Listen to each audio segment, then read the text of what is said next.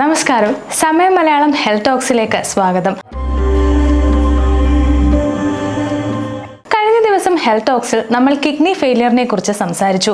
ഇന്ന് നമുക്ക് കിഡ്നിയുടെ ആരോഗ്യത്തെ സംരക്ഷിക്കുന്ന ഭക്ഷണത്തെക്കുറിച്ച് സംസാരിക്കാം. ദിവസവും കിഡ്നി ഏകദേശം 200 ലിറ്റർ രക്തമാണ് ഫിൽറ്റർ ചെയ്യുന്നത്.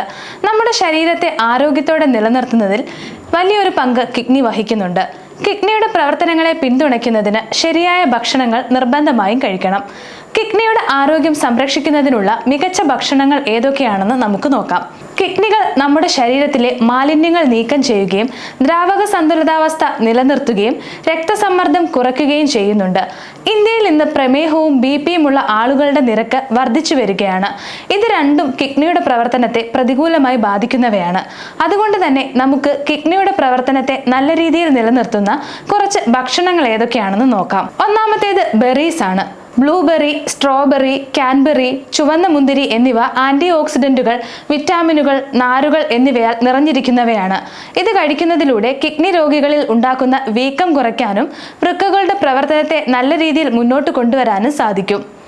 അതുപോലെ ആപ്പിളും പൈനാപ്പിളും കഴിക്കുന്നത് നല്ലതാണ്. ആപ്പിൾ കൊളസ്ട്രോൾ നിയന്ത്രിക്കാനും മലബന്ധം കുറയ്ക്കാനും സഹായിക്കുന്നു. അതേസമയം പൈനാപ്പിളിൽ പൊട്ടാസ്യത്തിന്റെ കുറവും വൈറ്റമിൻ സിയും ധാരാളം അടങ്ങിയിട്ടുണ്ട്. അതുകൊണ്ട് തന്നെ ഇവ കഴിക്കുന്നതും നല്ലതാണ്. അതുപോലെ ക്യാബേജ് കഴിക്കുന്നത് നല്ലതാണ്.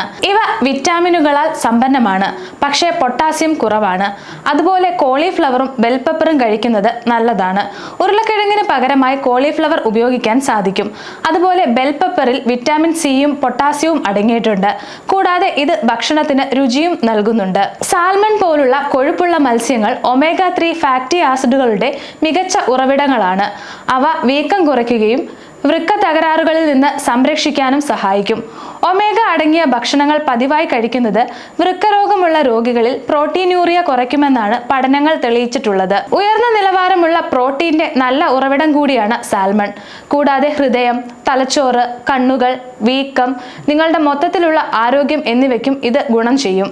ഒലിവ് ഓയിലും വെളുത്തുള്ളിയും ഭക്ഷണത്തിൽ ഉൾപ്പെടുത്തുന്നത് നല്ലതാണ്.